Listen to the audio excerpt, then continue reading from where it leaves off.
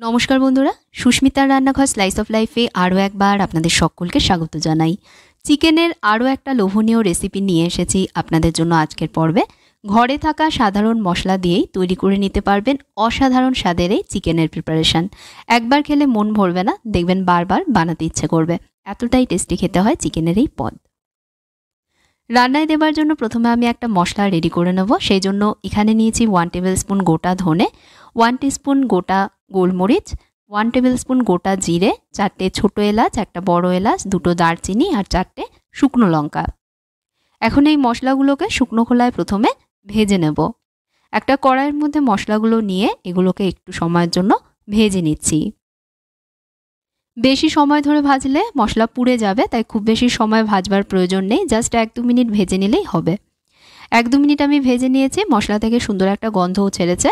এবার এগুলোকে একটু ঠান্ডা করে নিয়ে গ্রাইন্ড করে নেব।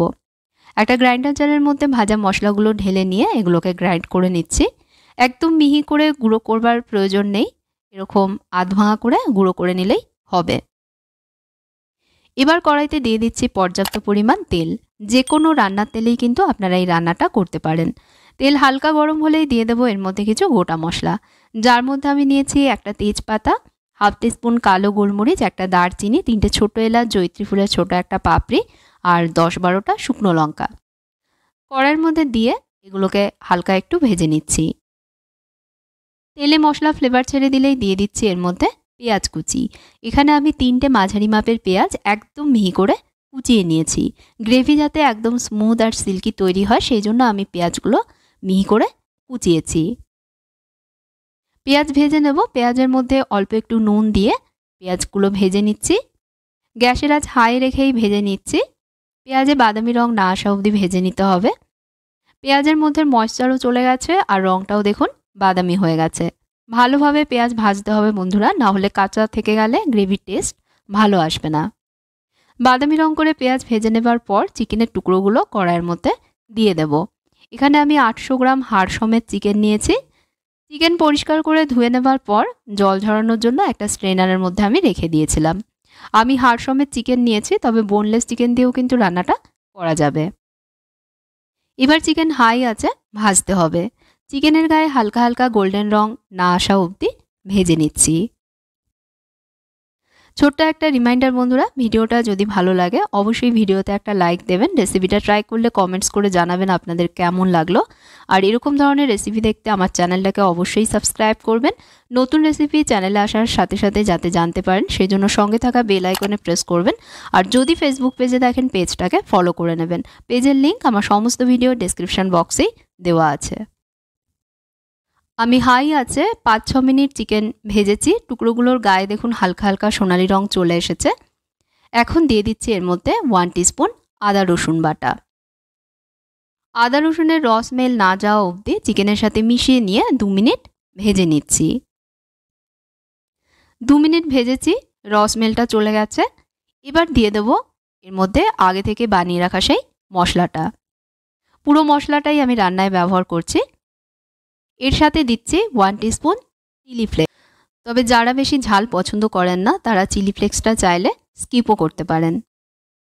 এবার মশলাগুলো সব একসাথে মিশিয়ে নিয়ে আরও 2 মিনিট লো মিডিয়াম আঁচে ভেজে নেব, যাতে মশলাগুলো একটু ভাজা হয়ে যায় আর চিকেনের গায়ে সুন্দরভাবে কোট হয়ে যায়।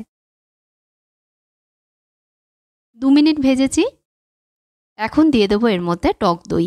এখানে আমি 200 গ্রাম টক দই নিয়েছি। রান্নায় দই দেবার আগে খুব ভালোভাবে দই ফেটিয়ে নেবেন। আর ফ্রিজের ঠান্ডা দই ব্যবহার করবেন না, নর্মাল রুম টেম্পারেচারে নিয়ে এসে তারপরেই রান্নায় দেবেন। দই দেবার পর চিকেনের সাথে ভালোভাবে মিশিয়ে নিচ্ছি। দই থেকে তেল না ছাড়া অবধি চিকেন কষিয়ে নেব। কড়াইতে ঢাকনা চাপা দিয়ে লো মিডিয়াম আঁচে চিকেন কষিয়ে নিচ্ছি। এভাবে আমি প্রায় 5 মিনিট কষিয়েছি, তবে মাঝে 1-2বার হাতা দিয়ে সব একটু মিশিয়ে দিয়ে আবারও ঢাকা দিয়ে রান্না করেছি। দই থেকে তেল ছেড়ে দিয়েছে আর চিকেনও দেখুন গলতে শুরু করেছে। এবার দিয়ে দেবো এর মধ্যে স্বাদ মতন নুন।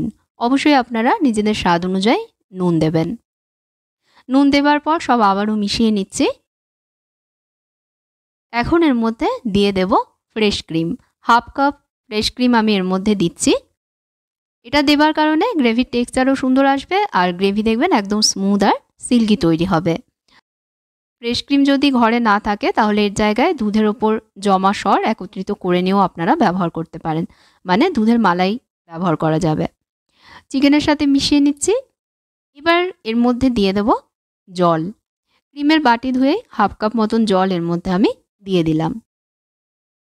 কড়াইতে ঢাকা দিয়ে একদম কম আঁচে এটা রান্না করব, চিকেন পুরোপুরি সেদ্ধ না হওয়া অবধি।